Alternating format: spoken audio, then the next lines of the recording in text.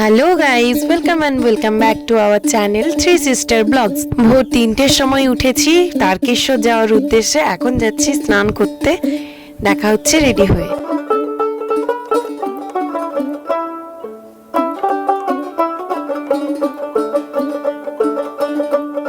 স্নান করে কিন্তু রেডি হয়ে গেছি।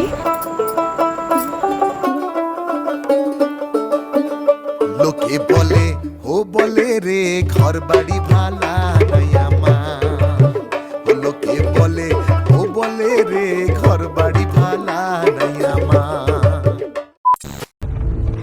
আমি রেডি হয়ে গেছি। এবারে যাব ঝাড়গ্রাম। ঝাড়গ্রাম থেকে ট্রেন ধরে খড়গপুর, খড়গপুর থেকে ট্রেন ধরে হাওড়া, হাওড়া থেকে ট্রেন ধরে শেওড়াফুলি।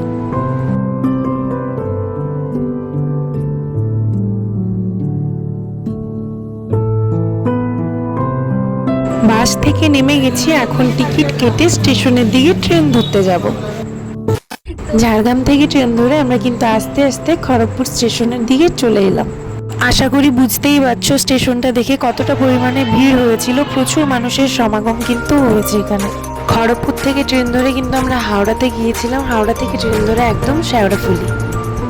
আর শেওড়াফুলিতে কিন্তু আমরা খুব তাড়াতাড়ি পৌঁছে গেছিলাম, কিন্তু প্রচন্ড ভিড় ছিল। দেখো, তারকেশ্বর কিন্তু আমি প্রথমবার যাচ্ছি না, আমি আগের বছরও গিয়েছি, কিন্তু এত ভিড় আমি প্রথমবার দেখি। তারপর ব্যাগ ট্যাগ কিনে আমরা নিমাই ঘাটের দিকে রওনা দিলাম।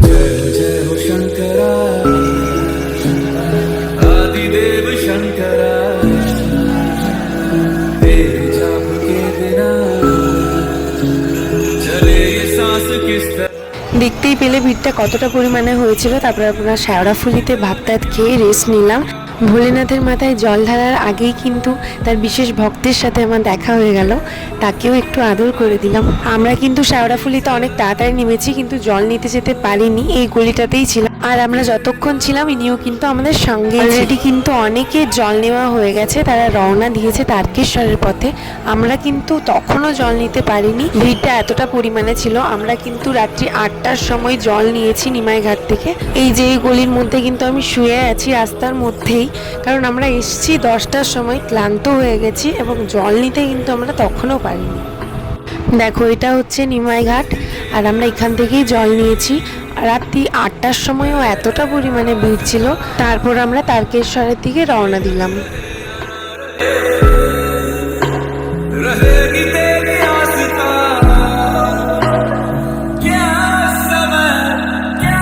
দেখো, তারকেশ্বর যাওয়ার পথে একটা জায়গায় লুচি আর তরকারি দিচ্ছিল, তো ওখান থেকে লুচি তরকারি নিয়ে খেয়ে নিলাম। তারপর আবার রওনা দিলাম তারকেশ্বরের পথে। দেখো, তারকেশ্বর জল ঢালার আগে কিন্তু আমরা 3টে মন্দির পাবো। একটা হচ্ছে ডাকাতকালী মন্দির, তারপর হচ্ছে কাশী বিশ্বনাথ মন্দির, তারপর লোকনাথ মন্দির, তারপর হচ্ছে তারকেশ্বর মন্দির। এই যে এখন যে মন্দিরটা দেখতে পাচ্ছ তোমরা, এটা হচ্ছে ডাকাতকালী মন্দির। আমরা ডাকাতকালী মন্দিরে প্রবেশ করলাম। তারপর আর কি, রাত্রিবেলায় আমরা রওনা দিলাম কাশী বিশ্বনাথে। আর কাশী বিশ্বনাথ পৌঁছতে পৌঁছতে কিন্তু আমাদের সকাল হয়ে গিয়েছিল। ওই যে বাবার মূর্তিটা দেখতে পাচ্ছ, ওখানে উঠেই কিন্তু আমাদেরকে জল ঢালতে হবে। আর চারিদিকটা দেখতেই পাচ্ছ যে কত মানুষের সমাগম ঘটেছিল ওখানে। তারপর আমরা আস্তে আস্তে রওনা দিলাম লোকনাথ বাবার মন্দিরের দিকে। আর লোকনাথ বাবার মন্দির ঢোকার আগেই কিন্তু এই বড় গেটটা পড়ে, আর এই বড় গেটটা পেরিয়ে গেলেই আমরা লোকনাথ বাবার মন্দির পেয়ে যাব। তারপর থেকে কিন্তু আমি আর ভিডিও করতে পারিনি, আমার ফোনের চার্জ শেষ হয়ে গেছিলো। আমরা তারকেশ্বরে জল ঢেলে কিন্তু বাড়ি চলে এসেছিলাম।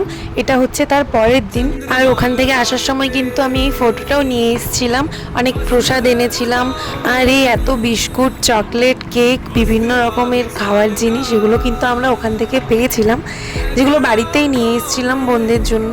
সেখানে খাওয়া তো আর সম্ভব ছিল না। তো আমার ভিডিওটা কিন্তু এখানেই শেষ হচ্ছে। ভালো লাগলে একটা কমেন্ট, শেয়ার অ্যান্ড লাইক করে দেবে। দেখা হচ্ছে নেক্সট ব্লগে। दूसरों के वास्ते